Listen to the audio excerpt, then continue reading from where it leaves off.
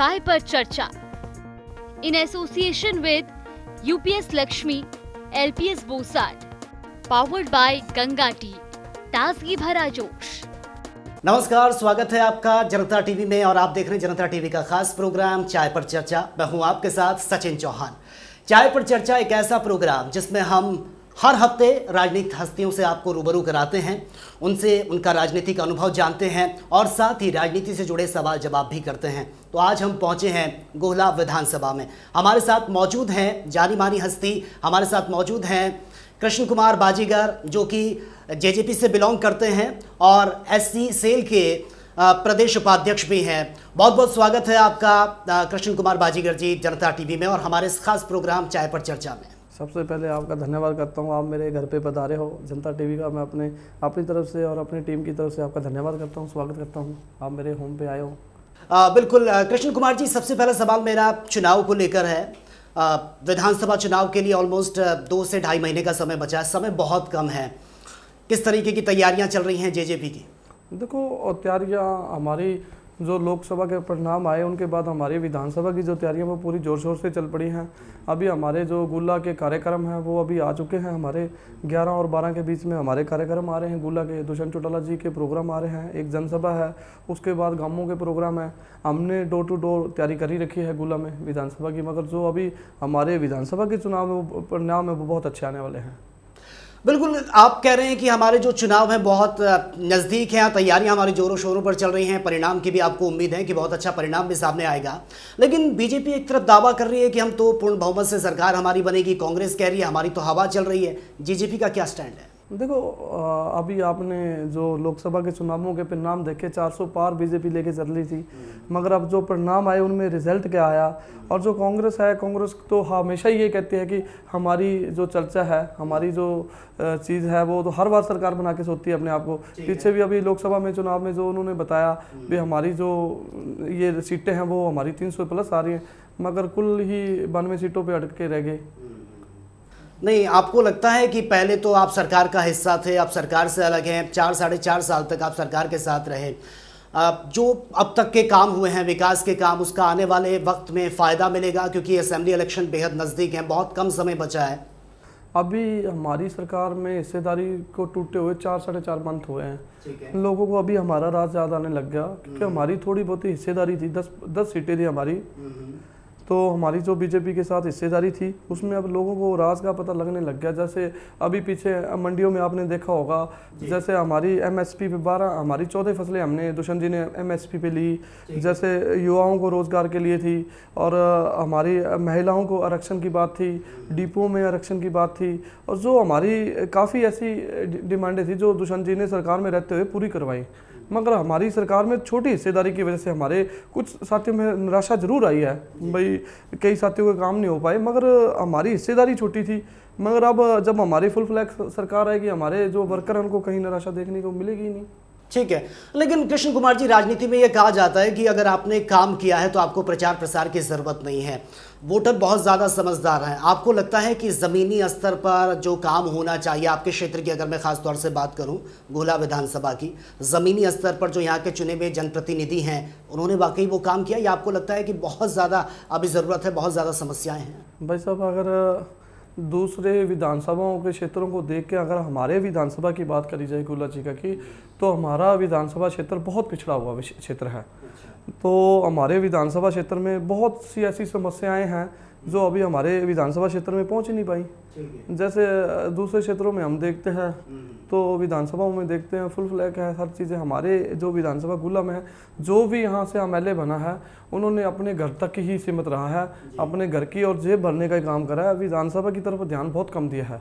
अभी पीछे देखा गया जितनी सड़कें थी, मगर दुष्यंत जी ने फोकस करा, काफ़ी सुधार हुआ, मगर हमारे एमएलए कैसे बन गए, जो 10 में से हमारे 4-5 एमएलए विधायक कैसे बन के आ गए, जो दूसरी पार्टियों से थी, हमारी भी मजबूरी थी उनको टिकट देना, क्योंकि हमारी नई पार्टी थी, नया स्टैंड था, और जो विधायक बन के आने के बाद जो हमारी पार्टी के साथ उन्होंने गद्दारी करी, जो विश्वासघात करा, दुष्यंत जी की बातों पे खरे नहीं उतर पाए।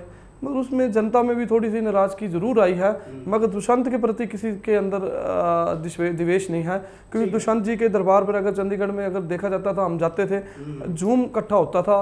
अगर इतना तो सीएम आज तक जितने सीएम रहे इतना झूम कभी इकट्ठा नहीं हुआ जितना दुष्यंत जी के पास आस लेके जाया करते थे, और दुष्यंत जी उनके ऊपर खरा भी उतरा करता थे। ठीक है, आप कह रहे हैं कि जो वर्तमान जनप्रतिनिधि हैं उन्होंने विकास के काम नहीं किए हैं। सपोज अगर आपको राजनीति में ये मौका मिलता है, आने वाले चुनाव में आपको टिकट मिलता है, आपकी क्या प्रायोरिटी रहेगी, क्या प्राथमिकता रहेगी, क्या ग्रास रूट पर आप वो काम करना चाहेंगे जो आपको लगता है कि लंबे समय से ये काम नहीं हुआ, सिर्फ और सिर्फ इस पर राजनीति हुई है? भाई साहब देखो, हमारे जैसे क्षेत्र में एक तो चिकित्सा की बहुत ज़्यादा कमी है, और शिक्षा के ऊपर एजुकेशन के लिए बहुत ज़्यादा हमारा क्षेत्र पिछड़ा हुआ है। क्या हुआ कि हमारे अगर दूसरे विधानसभाओं में 10-10 कॉलेज हैं, हमारे यहाँ एक जहाँ कभी फ़िलहाल हमारे 2 कॉलेज बने हुए हैं, मगर हमारे शिक्षा के क्षेत्र में भी हमारा जो विधानसभा है वो थोड़ा पीछे है। और ऐसी कई समस्याएं हैं हमारे, जैसे हमारे डेरे ढाणी हैं, उनके ऊपर अभी लाइट नहीं पहुंच पाई, अभी हमारे लाइट की सप्लाई बहुत कम है, और हमारे ऐसे ऐसे क्षेत्र हैं जहां सड़कों की बहुत कमियां हैं। जैसे हमने देखा बॉर्डरों के पास टच में है, उनकी सड़कें नहीं पक्की बन पाई। अब मैं अगर हमारे को जनता मौका देगी तो जनता को हम ये दिखाएंगे भी विधायक बनने के बाद ऐसे ऐसे काम होते हैं जो आज तक हमारे विधायक ने करवा ही नहीं पाए। गुल्ला का इतिहास रहा है, जो भी यहाँ से विधायक बन के गया है, जनता ने मौका तो बहुत बार दिया है उनको, मगर मौका बहुत बार दिया है, मगर कोई भी विधायक जनता की जो समस्याओं पर खरा नहीं उतर पाया। तो जनता भी हर बार बदलाव चाहती है, जनता भी देखती है हमारे बीच में ऐसा प्रतिनिधि आए, ऐसा हमारा विधायक चुन के जाए जो हमारी आवाज़ को विधानसभा में तो पहुंचाए, लोकसभा तक भी आवाज़ को उठाए। ठीक है, ठीक है, ये तमाम कमियां आपने गिनाई हैं कि इस वक्त वर्तमान में ये हालात बने हुए हैं। आपको भी एक बड़ी जिम्मेदारी पार्टी की तरफ से मिली है, संगठन विस्तार के बाद आपको ये बड़ी रिस्पॉन्सिबिलिटी मिली है। एससी सेल के आप प्रदेश उपाध्यक्ष आप बने हैं। आप थोड़ा सा जो आपने अब तक काम किए हैं, थोड़ा सा मैं चाहूँगा कि आप खुद उसको डिफाइन करें, बताएं लोगों को, ताकि हमारे दर्शक भी समझ सकें कि कितना काम आपने अब तक किया है और आगे क्या कुछ आपका रोड मैप है। देखो, अभी जैसे मेरे गांव का चुनाव लड़ा, मेरे को लोगों ने सरपंच बनाया, मैंने गांव में तो विकास कराया। जब हमारी दुष्यंत चौटाला जी की सरकार थी, सरकार में हिस्सेदारी थी बीजेपी के साथ, जो मेरे पास लोग जनता समस्या लेके आती थी, मैं उन पे खरा उतरता था, उनके काम करवाता था। ऐसे अनेकों ही काम थे, जैसे हमारी पंचायती लाइन का मैटर था, यहाँ बुन्ना लाइन है हमारी पंचायती का, उसके बड़े टाइम से मैटर वो चला हुआ था, उसको सुलझाया। जैसे हमारे पीछे जो ट्रक यूनियन का मैटर चला हुआ था, दुष्यंत जी ने तो लाइन वो भी देने का काम कर दिया था। मगर ऐसा है कि कहीं ना कहीं लोगों की कहीं ना कहीं विधायक की तरफ से लगा लो, चाहे हमारी बीजेपी सरकार की तरफ से लगा लो, कमियां रही हैं।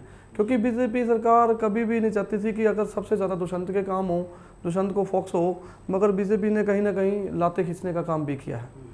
दुष्यंत जी बड़े अच्छे सुलझे हुए और नौजवान हैं।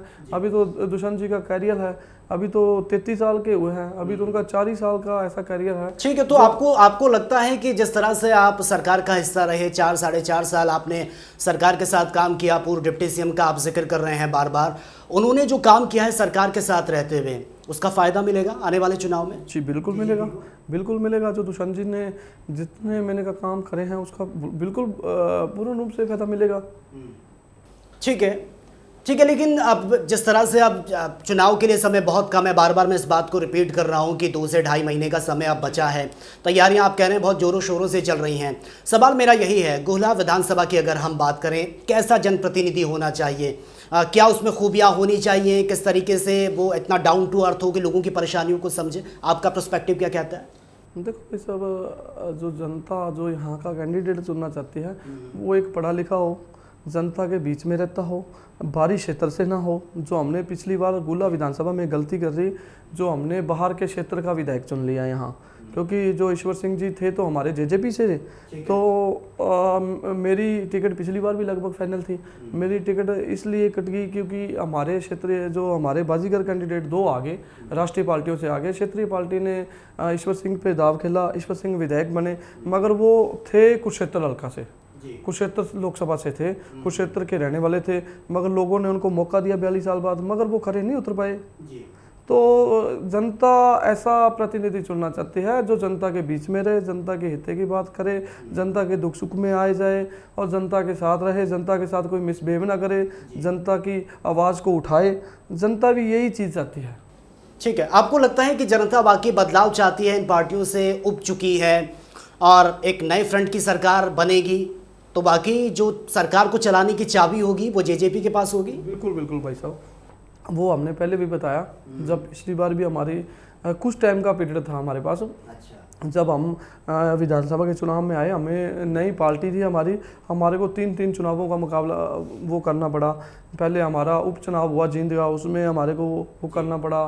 फिर हमारे लोकसभा के चुनाव आए, उसमें हमारे को वो करना पड़ा। फिर विधानसभा का चुनाव लड़ा, मगर 10 सीटें लेके आए। एक 1.25 साल की पार्टी 10 सीटें लेके आए, वो कितना बड़ा टारगेट मानते हो आप उनको?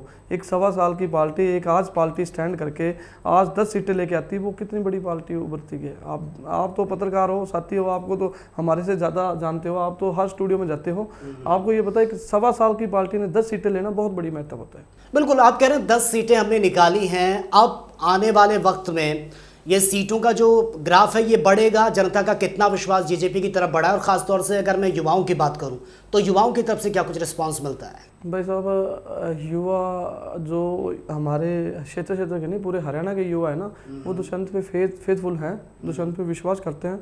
आपने देखा होगा, जहाँ भी जनसभा, जहाँ कोई ऐसा प्रोग्राम होता है, वहाँ आया सीएम आया, सीएम आया, सीएम आया का नारे लगते हैं, वो युवाओं के द्वारा ही लगाए जाते हैं।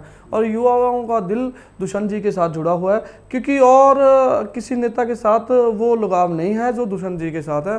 दुष्यंत जी युवाओं की बातें भी सुनते हैं।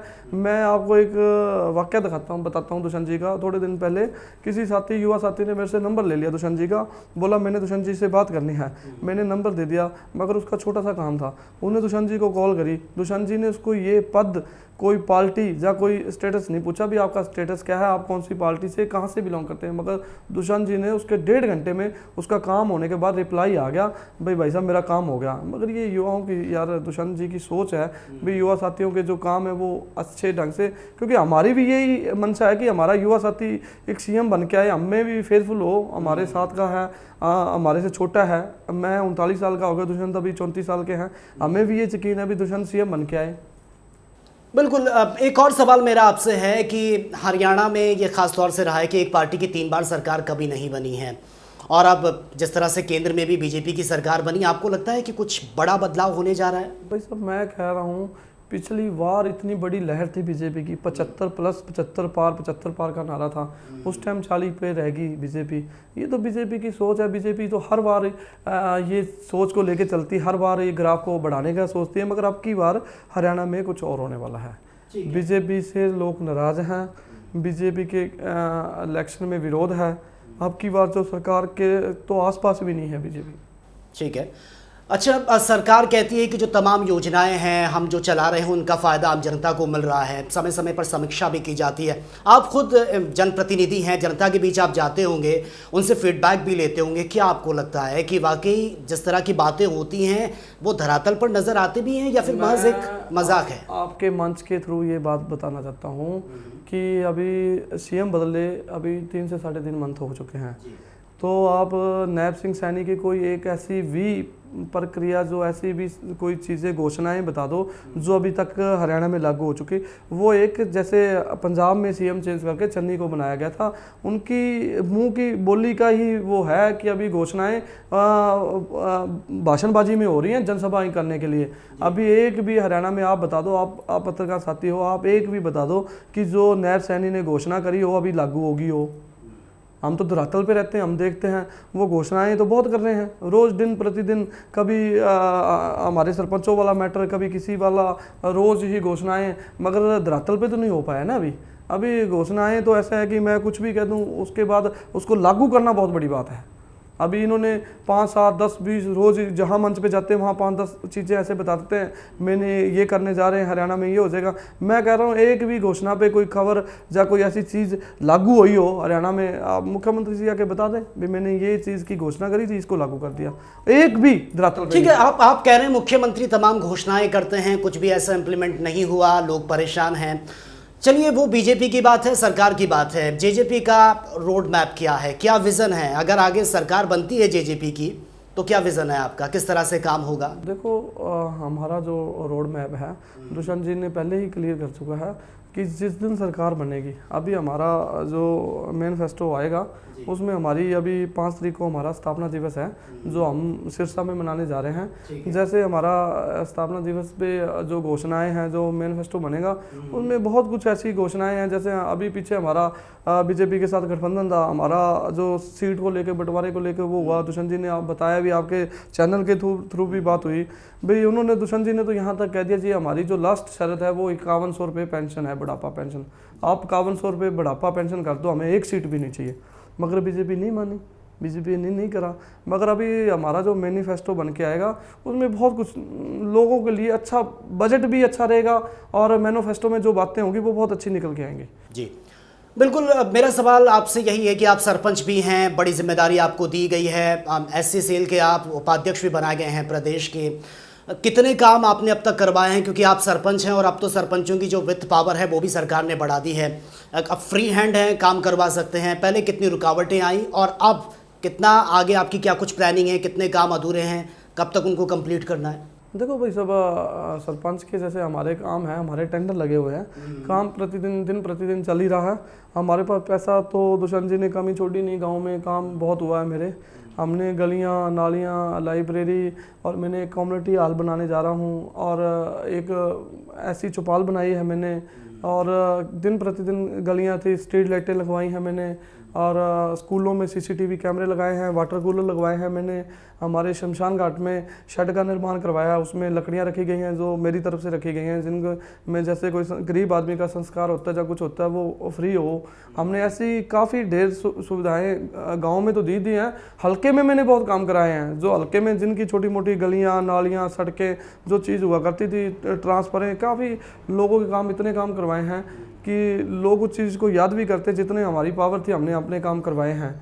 बाकी जब ये MLA का ताज आ जाएगा उस टाइम जनता के और भी काम करवाएंगे। ठीक है, तो ये आप मानते हैं कि जो जितने साल आप सरकार के साथ रहे वो विकास के काम जो हुए हैं उसका आपको फ़ायदा मिलेगा? बिल्कुल भाई साहब, जिनके एक बार काम हो जाए वो तो हमेशा साथ ही जुड़ जाते हैं।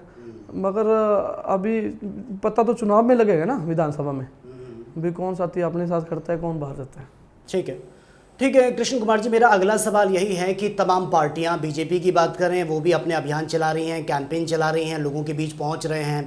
कांग्रेस जो है उसका भी अलग से अपना कैंपेन चल रहा है, हरियाणा मांगे हिसाब। जेजेपी की तरफ से इस तरह की कोई कैंपेन, कोई यात्रा? ये हमारा जो डिसीजन है, ये 5 तारीख को जो हमारा स्थापना दिवस है उस पर हमारी रणनीति पूरी हर जोर शोर से हो रही है। अभी हमारी एक कमेटी बनी गई है जेजेपी की, वो ऊपरली राष्ट्रीय सत्र पे बनाई गई है। अभी हमारे जो राष्ट्रीय अध्यक्ष हैं अजय सिंह चौटाला जी, वो 5 तारीख को जो भी डिसीजन है वो 5 तारीख को स्थापना दिवस पे लेंगे। जो भी आगे की रणनीति वो तय करेंगे, आगे की रणनीति क्या है। ठीक है, लेकिन थोड़ा आप बता सकते हैं कि आगे जो स्ट्रैटेजी में आपकी क्या क्या रहेगा? क्या कोई यात्रा इस तरीके से कैंपेन और बिल्कुल ग्राउंड जीरो पर जाकर लोगों को किस तरह से कन्विंस किया जाएगा? जो स्ट्रैटेजी आपकी रहेगी, थोड़ा मैं अगर देखो, अभी हमारी जो डिस्ट्रिक्ट लेवल की मीटिंगें थी वो हमारी कंप्लीट हुई हैं। अभी पीछे हमारी 22 तारीख को लास्ट जो मीटिंग थी, हमारे जैसे लोकसभा के परिणाम आने के बाद हमारे डिस्ट्रिक्ट लेवल पे मीटिंग रखी गई थी। हर डिस्ट्रिक्ट के जिला के कार्यकर्ताओं की मीटिंग थी, वो हमारी 22 के 22 जिलों में हो चुकी हैं। अब आगे की रणनीति हमारी 5 तारीख को, जैसे भी रणनीति का जो हिस्सा है वो दुष्यंत जी अपने दौर पे बताएंगे, क्योंकि अभी गांवों के, हल्के के और इन चीज़ों के प्रोग्राम चलेंगे। दुष्यंत जी का कार्यक्रम चलेंगे, काफ़ी प्रोग्राम है, वो दुष्यंत जी अभी 5 तारीख के बाद बताएंगे आगे के कार्यक्रम कैसे रहेंगे। जी बिल्कुल। ख़ास तौर से अगर हम इस विधानसभा क्षेत्र की बात करें, स्कूलों के हालात कैसे हैं? क्योंकि शिक्षा को लेकर बहुत सवाल बीच में उठे हैं, स्कूलों के हालात कैसे हैं? भाई साहब, धरातल पे तो अभी स्कूलों में जाके किसी ने देखा ही नहीं। स्कूलों के, आप गवर्नमेंट स्कूलों के हालात देखोगे तो बहुत ही बेहतरीन ख़राब और ऐसे हैं कि स्कूलों में तो इतना बुरा हाल है कि आप जाके देखो, गांवों में जाके देखो कैसे स्कूलों के हालात हैं। स्कूलों में की तरफ तो ध्यान दिया ही नहीं गया। मैंने आपको बताया कि शिक्षा की तरफ तो ध्यान ही नहीं दिया गया, क्योंकि इसीलिए लोग मजबूर हैं, जिनके बच्चे यहाँ से जाने के बाद विदेश भेज रहे हैं काम के लिए या उनके लिए, तो ये स्कूलों की वजह से ही लगा लो। जब हमारे यहाँ जॉब का नहीं रहा, कोई स्कूलों में शिक्षा नहीं रही, इसीलिए हमारे बच्चे यहाँ से बाहर जाके विदेशों में जाने लग रहे हैं। जी ठीक है, ये तो स्कूलों की बात थी, लेकिन बरसात का सीज़न है, हम देख रहे हैं कि वाटर लॉगिंग सबसे बड़ी समस्या बनी हुई है। बहुत से ऐसे गांव हैं जहां पर पानी भरा हुआ है, बाढ़ जैसे हालात हैं। क्या आपको लगता है कि ख़ास तौर से अगर मैं घोला विधानसभा की बात करूं तो ऐसे कितने जगहें हैं जहां पर काम होना चाहिए था लेकिन नहीं हुआ, फिर चाहे वो जनप्रतिनिधि की खामियां रही हो या सरकार की तरफ से बजट ना मिला हो, फंडिंग ना मिली हो? नहीं, देखो ऐसा है कि स्कूलों में हालात अभी मैंने आपको बताया है कि इतना ज़्यादा बेहतर नहीं है, मगर काफ़ी स्कूलों में सुधार अभी, जैसे ग्रांटें भी आई हैं, वो स्कूल एजुकेशन की तरफ से भी थोड़ी बहुत ही ग्रांटें आई हैं, मगर अभी जैसे सरपंच, जिन गांवों में सरपंच हैं, जिन गांवों में सरपंच अच्छे हैं, वो अपने स्कूलों में सुधार करवा रहे हैं। अब मैंने अपने गांव का स्कूल था, मैंने सारी इंटरलॉकिंग करवाई है, सीसीटीवी कैमरे लगवाए हैं, हमारे स्कूल में एलईडी की समस्या थी वो लगाए हैं, वाटर कूलर की समस्या थी वो लगवाए हैं मैंने। जहाँ तक जो सरपंच प्रतिनिधि भी अच्छे हैं वो भी काम कर रहे हैं स्कूलों में। ये ओनली सरकार पे डिपेंड नहीं रहता, ये हमारे पे भी डिपेंड रहता है। हमें गांव ने चुना है, हमें अपने गांव की जिम्मेदारी समझनी चाहिए। ठीक है, मेरा एक सवाल और है। कहा जाता है कि जिसकी केंद्र में सरकार होती है उसी की सरकार राज्य में बनने के बहुत ज़्यादा चांसेस होते हैं, लेकिन जो 3 बार का मैं बार बार जिक्र कर रहा हूँ वो मिथ अब की बार टूटेगा, क्योंकि 2 बार सरकार बनती है, तीसरी बार किसी की नहीं बनती, और बीजेपी इस उम्मीद के साथ है कि तीसरी बार भी हमारी सरकार बनेगी। क्या आपको लगता है? मैं आपके चैनल के माध्यम से बताना चाहता हूँ, अब की बार तो हरियाणा में बहुत तकड़ा बदलाव आने वाला है। जो पिछली बार 75 पार के बाद 40 पे रह गए, अब की बार तो ये 10 पार भी नहीं कर पाएंगे। इतना लोगों में अकड़ाई है बीजेपी के खिलाफ, इतना जोश और वो है, विरोध है बीजेपी का, आपको मैं क्या बताऊं। धरातल पे आप क्यों आपको ऐसा लगता है कि बीजेपी को लेकर लोगों में आक्रोश है, लोगों में गुस्सा है, पसंद नहीं करते बीजेपी को, लोग बदलाव चाहते हैं? बीजेपी ने काम ही नहीं करे। बीजेपी ने जो खट्टर साहब सीएम बनाए थे, उन्हें लोगों की समस्या ही नहीं सुनी, उन्हें धरातल पे देखा ही नहीं लोगों के क्या काम होते हैं। आपने देखा होगा वो तो कब जनता दरबार लगाया करते थे, जो उसके दरबार में जाया करते उनको मिलने का टाइम नहीं मिला करता था। तो अगर ये सारी करनी सब जो करी है ये खट्टर जी की देन है। हरियाणा में आज जो हालात बने बीजेपी के खिलाफ वो खट्टर की देन है। आज आप ये लगा लो बेरोजगारी का जो ये बता रहे हैं हरियाणा में, और ऐसी ऐसी समस्याएं हैं बीजेपी की कि मैं आपको क्या बताऊं। 9 साल सरकार रहने के बाद इतना विरोध हुआ है, तो हरियाणा के हालात अच्छे नहीं हैं। अभी जब विधानसभा का चुनाव, लोग तो वोट की चोट का वेट कर रहे हैं भाई कब वोट आए, कब इनको बाहर करता करें। ठीक है, अब खास तौर से हरियाणा में बीजेपी और कांग्रेस के बीच टक्कर देखने को मिलती है। अब तो आम आदमी पार्टी की भी एंट्री हो चुकी है, उधर जेजेपी है, इनेलो है। क्या आपको लगता है कि आने वाले वक्त में कांटे की टक्कर किन किन के बीच होगी और जेजेपी अपने आप को कहाँ स्टैंड करती है? देखो भाई साहब, हम तो ये कह रहे हैं जो विधानसभा के चुनाव आने वाले हैं उनमें रिजल्ट कुछ और आएगा। जो लोकसभा का चुनाव वो राष्ट्रीय पार्टियों का था, वो बीजेपी वर्सेस कांग्रेस का था, और जो अभी जो विधानसभा के चुनाव है ये अलग आएंगे, ये अलग दौर पे है। ठीक है, लेकिन कांग्रेस के जो हालात हैं वो सबके सामने हैं। बीजेपी खुद को ये प्लस पॉइंट मानकर चल रही है कि देखिए कांग्रेस तो अपने आप में ही बिखर रही है। जेजेपी आप सरकार के साथ थे, अब अलग हो चुके हैं। अलग होने के बाद क्या आपको लगता है कि जेजेपी और ज़्यादा स्ट्रांग हुई है और ज़्यादा सीटें निकालेगी, लोगों का विश्वास बढ़ेगा? बिल्कुल भाई साहब, मैं ये कह रहा हूँ, देखो हवा तो हर बार ही चलती है बदलाव की, मगर जेजेपी बहुत मजबूत है, बहुत उससे चलेगी। जब विधानसभा के चुनावों में उतरेंगे, कैंडिडेट उतरेंगे, तो पता तो फिर लगेगा विधानसभा में भी जेजेपी का क्या स्टैंड है। पीछे भी लोग ये कहा करते हैं जेजेपी 1 सीट नहीं लेगी मगर 10 सीट लेगी। बहुत बड़ा पीछे भी लोकसभा के परिणाम जो आए थे, हमारी 0 सीट थी, हमारे परिणाम अच्छे नहीं थे। अब की बार भी हमारा वही है। अब की बार अगर हम वोटों की बात करा करते थे, लोगों के पास गए, लोगों ने ये बताया भाई साहब लोकसभा का चुनाव हमें बीजेपी को रोकना है, विधानसभा का वोट आपको देंगे। ठीक है, आपको पूरी उम्मीद है? जी जी बिल्कुल बिल्कुल भैया। चलिए, बहुत बहुत शुक्रिया आपका ये कीमती समय हमें देने के लिए। कृष्ण कुमार जी, बहुत बहुत शुक्रिया आपका। तो देखिए, चाय पर चर्चा पर हर दिन हर हफ्ते हम नए शख्स से आपको रूबरू कराते हैं, उनके राजनीतिक करियर के बारे में पूछते हैं, उनके अनुभव को हम साझा भी करते हैं आपके साथ। तो आज हम घोला विधानसभा पहुंचे थे, जहां पर कृष्ण कुमार जी से हमारी बातचीत हुई और उन्होंने अपनी बातें रखी, क्या कुछ उनका प्लान है। तो आप बने रहिए जनता टीवी के साथ। नमस्कार।